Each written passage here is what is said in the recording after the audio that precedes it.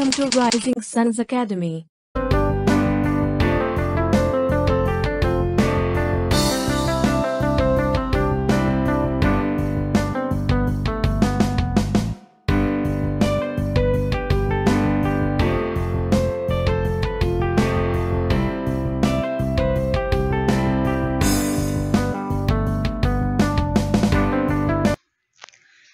Good morning guys, कैसे हैं आप सभी का इस वीडियो में बहुत बहुत स्वागत है। इस प्लेटफॉर्म में बहुत बहुत स्वागत है।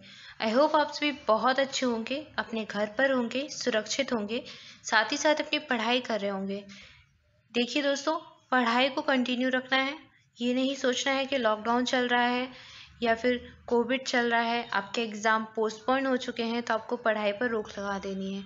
बिल्कुल भी नहीं, आपको पढ़ाई कंटिन्यू करते रहना है, क्योंकि जैसे ही ये सब ठीक होगा तो आपके एग्ज़ाम होने स्टार्ट हो जाएंगे। और अभी 18 से ऊपर वालों को भी वैक्सीन लगने स्टार्ट हो ही गई है, तो जल्दी से जल्दी ये वैक्सीन का काम भी तेज़ी से हो रहा है और ये सब होने के बाद आपके एग्ज़ाम होने भी स्टार्ट हो जाएंगे। तो आपको अपनी पढ़ाई कंटिन्यू करते रहना है, ठीक है। और आज है 4 मई 2021। हम देखेंगे 4 मई का करंट अफेयर, सारे क्वेश्चंस कवर करेंगे। चलिए स्टार्ट करते हैं। देखते हैं पहला प्रश्न है, अंतर्राष्ट्रीय खगोल विज्ञान दिवस इंटरनेशनल एस्ट्रोनॉमी डे किस दिन मनाया जाता है? कब मनाते हैं international astronomy day? Option A है 10 जनवरी, ऑप्शन बी है 1 मई, ऑप्शन सी है 2 मई और ऑप्शन डी है 29 अप्रैल। इस प्रश्न का राइट आंसर हो जाएगा ऑप्शन सी 2 मई।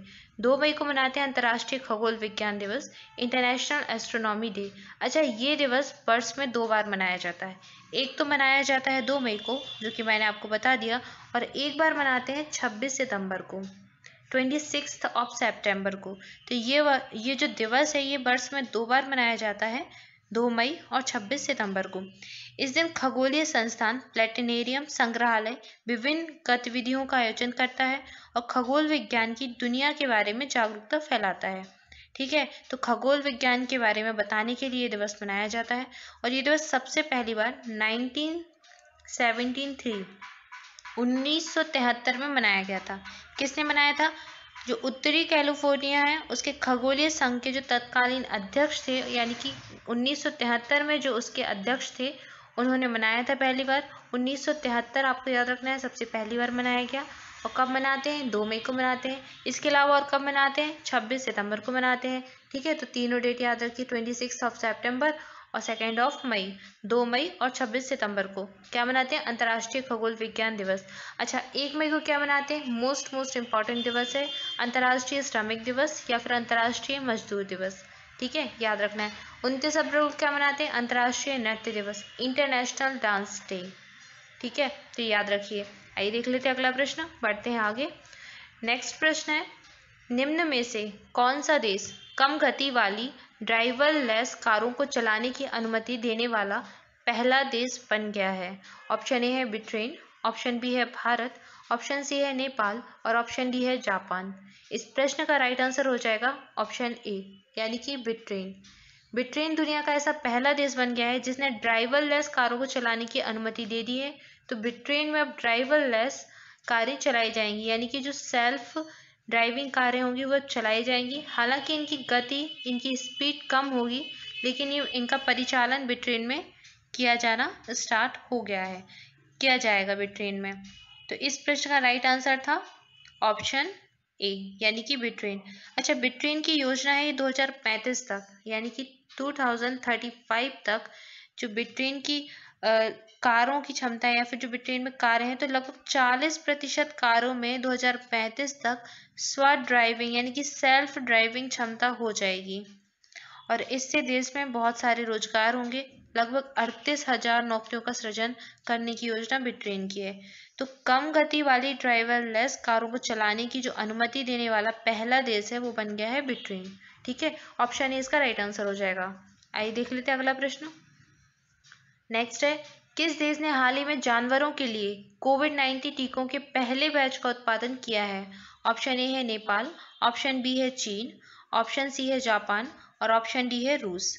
इस प्रश्न का राइट आंसर हो जाएगा ऑप्शन डी, रूस। आप सभी ने पढ़ा होगा कि रूस ने जानवरों के लिए पहला कोविड-19 टीका बनाया है। रूस ने इंसानों के लिए यानी कि मनुष्यों के लिए भी पहला टीका बनाया था कोविड-19 का, यानी कि पहली जो वैक्सीन है वो रूस के द्वारा बनाई गई थी मनुष्यों के लिए भी। और अब जानवरों के लिए भी पहली वैक्सीन कोविड-19 की जो है वो रूस के द्वारा ही बनाई गई थी और इसका भी उत्पादन शुरू कर दिया है। पहले बैच का उत्पादन कर लिया है। जो पहला टीके की जो पहली बैच है उसका उत्पादन रूस के द्वारा किया जा चुका है कोविड-19 का जानवरों के द्वारा, जानवरों के लिए। अच्छा, WHO ने बताया था कि जो ये वायरस है, कोविड का जो वायरस है, वो उसका संचरण मनुष्यों और जानवरों के बीच हो रहा है। तो इसी को कम करने के लिए रूसी वैज्ञानिकों ने ये टीका बनाया है, ये वैक्सीन बनाई है और उनका मानना है कि इस वैक्सीन के उपयोग से वायरस का जो उत्परिवर्तन है, यानी कि जो वायरस का म्यूटेशन है, उसको रोकने में मदद मिलेगी। तो हाल ही में इस टीके का उत्पादन रूस ने शुरू कर दिया है। ऑप्शन डी इस प्रश्न का राइट आंसर हो जाएगा। ठीक है, बढ़ते हैं आगे, देखते हैं अगला प्रश्न। नेक्स्ट है, उत्तराखंड सरकार ने कोविड महामारी के बढ़ते संक्रमण को देखते हुए इस साल होने वाली निम्न में से किस यात्रा पर रोक लगा दी है? ऑप्शन ए है केदारनाथ यात्रा, ऑप्शन बी है चारधाम यात्रा, ऑप्शन सी है वैष्णो देवी यात्रा और ऑप्शन डी है अमरनाथ यात्रा। इस प्रश्न का राइट आंसर हो जाएगा ऑप्शन बी, चारधाम यात्रा। उत्तराखंड सरकार ने चारधाम यात्रा पर रोक लगा दी है। कोरोना का जो संक्रमण है, कोविड का जो संक्रमण है, बहुत तेजी से बढ़ रहा है, तो इसी संक्रमण के चलते इस यात्रा पर रोक लगाई है। अच्छा, इस यात्रा पर एक बार पहले भी रोक लगा दी गई है। कब? पिछले साल भी, यानी कि वर्ष 2020 में भी चारधाम जो यात्रा थी उस पर रोक लगाई थी, वो यात्रा नहीं की गई थी। यानी कि जो पूरे देश से चारधाम यात्रा के लिए यात्री जाते हैं उन पर रोक लगा दी गई थी। अब यहाँ पर जो मंदिर हैं उन पर सिर्फ पुजारियों का प्रवेश ही होगा, सिर्फ पुजारी वहाँ जा सकेंगे। वहाँ पर मंदिर में पूजन करने के लिए, मंदिर में भजन करने के लिए सिर्फ पुजारी ही जा पाएंगे। और जो यात्री दुनिया भर से आते थे, जो देश भर से यात्री जाते थे चारधाम यात्रा पर, उस पर रोक रहेगी। और ये रोक लगाई उत्तराखंड सरकार ने। उत्तराखंड के मुख्यमंत्री कौन है? तीरथ सिंह। ठीक है, तो इस प्रश्न से संबंधित इतनी जानकारी याद रखनी है। बढ़ते आगे, देखते हैं अगला प्रश्न। नेक्स्ट हो जाएगा, भारत के किस पूर्व अटॉर्नी जनरल का 91 वर्ष की उम्र में निधन हो गया? ऑप्शन ए है राहुल सचदेवा, ऑप्शन बी है अनिल त्यागी, ऑप्शन सी है सॉली सोराबजी और ऑप्शन डी है इनमें से कोई नहीं। इस प्रश्न का राइट आंसर हो जाएगा ऑप्शन सी, सॉली सोराबजी। ये अटॉर्नी जनरल थे, भारत के पूर्व अटॉर्नी जनरल थे। इनका भी 91 वर्ष की उम्र में निधन हो गया है। आपको नाम याद रखना है, सॉली सोराबजी क्या थे? Attorney general of India. ठीक है, नेक्स्ट देख लेते हैं। अगला प्रश्न है, केंद्रीय मंत्री नितिन गडकरी ने हाल ही में घोषणा की कि भारत सरकार अगले 2 वर्षों में कितने लाख करोड़ रुपए के सड़क निर्माण का लक्ष्य रखा है? ऑप्शन ए है 10 लाख करोड़ रुपए, ऑप्शन बी है 12 लाख करोड़ रुपए, ऑप्शन सी है 15 लाख करोड़ रुपए और ऑप्शन डी है 25 लाख करोड़ रुपए। आपसे क्वेश्चन में पूछा जा रहा है कि भारत सरकार की 2 साल में कितने करोड़ रुपए, मतलब कितने लाख करोड़ रुपए सड़क निर्माण में खर्च करने की योजना है। यानी कि भारत कितने लाख करोड़ रुपए सड़क निर्माण में खर्च करने जाएगा अगले 2 साल में। और ये घोषणा की है नितिन गडकरी। नितिन गडकरी कौन है? भारत के सड़क परिवहन मंत्री हैं, केंद्रीय मंत्री नितिन गडकरी। इन्होंने ये भी हाल ही में घोषणा की है। इस प्रश्न का राइट आंसर हो जाएगा ऑप्शन सी, 15 लाख करोड़ रुपए। यानी कि 2 वर्ष में भारत सरकार 15 लाख करोड़ रुपए का सड़क निर्माण कार्य पूरा करवाएगी। ये ऐसा भारत सरकार का लक्ष्य है।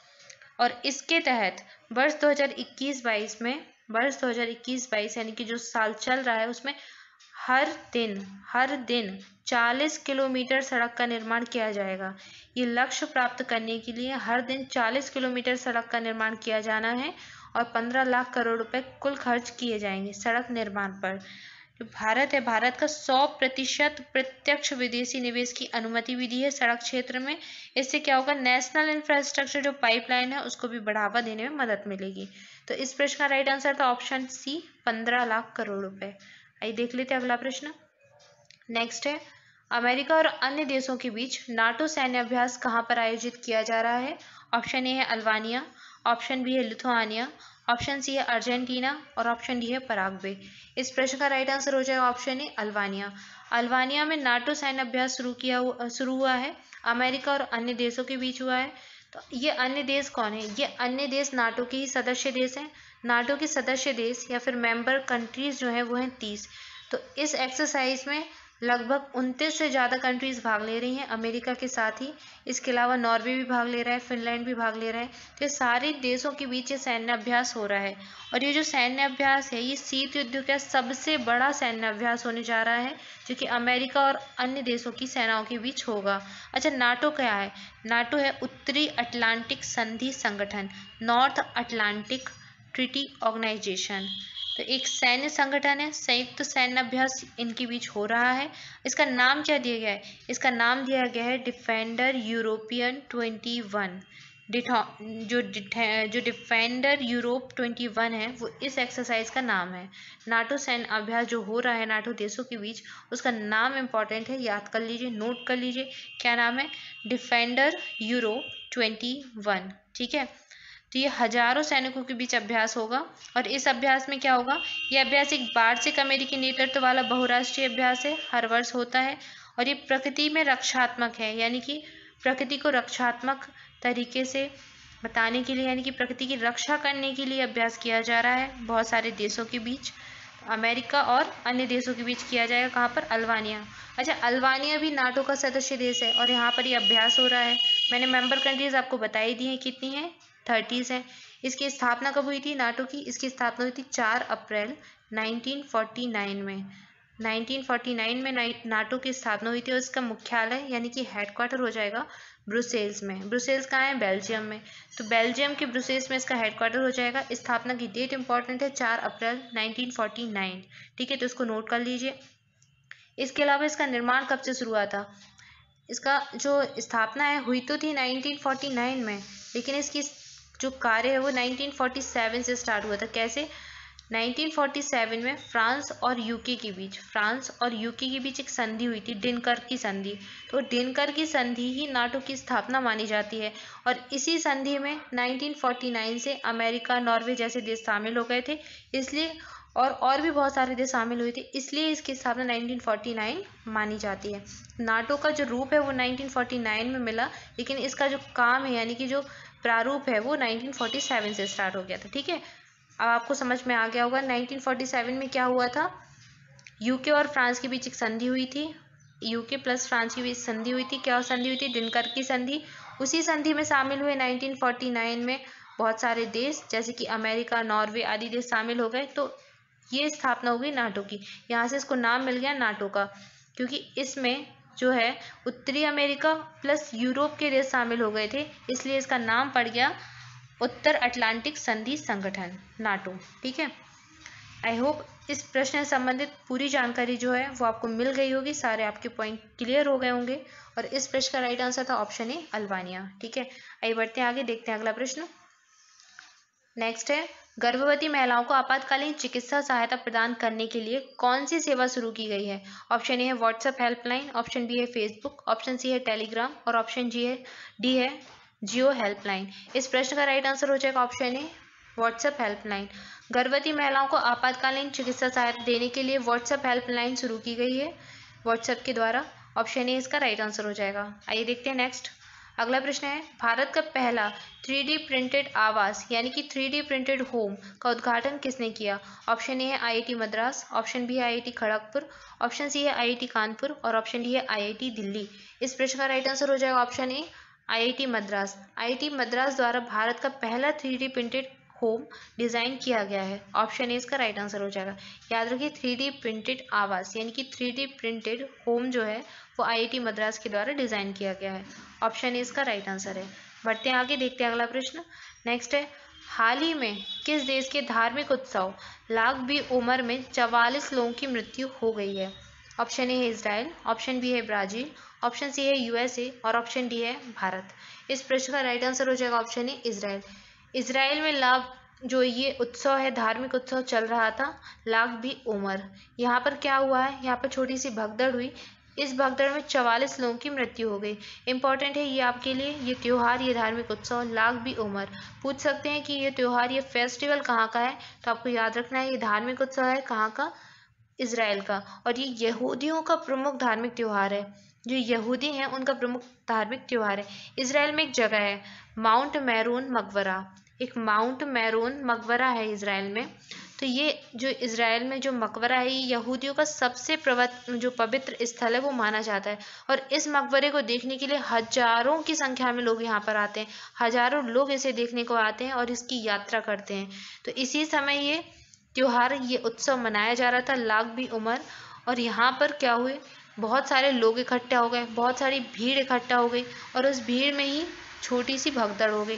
तो इस भगदड़ में 44 लोगों की मृत्यु हो गई और बहुत सारे लोग घायल भी हो गए। तो ये त्यौहार कहाँ का है? इजराइल का। अच्छा, आप सोच रहे होंगे कि अभी पूरे विश्व में तो कोविड चल रहा है, पूरे विश्व कोविड से जूझ रहा है, सब जगह कई जगह लॉकडाउन चल रहा है, कर्फ्यू चल रहा है, लोगों के इकट्ठा होने पर मनाही है। तो इजराइल में एक कार्यक्रम हो कैसे गया? तो ऐसे हो गया कि इजराइल जो है ऐसा देश है जिसने अपने आप को कोविड से मुक्त कर दिया है। इजराइल कोरोना से मुक्त होने वाला देश है। इजराइल अपने आप को कोरोना से मुक्त घोषित कर चुका है। इसी वजह से यहाँ पर इतनी सारी भीड़ इकट्ठा हो गई थी। बहुत अधिक मात्रा में लोग आ गए थे, बहुत अधिक संख्या में इसकी यात्रा करने आ गए थे और ये उत्सव मनाने आ गए थे।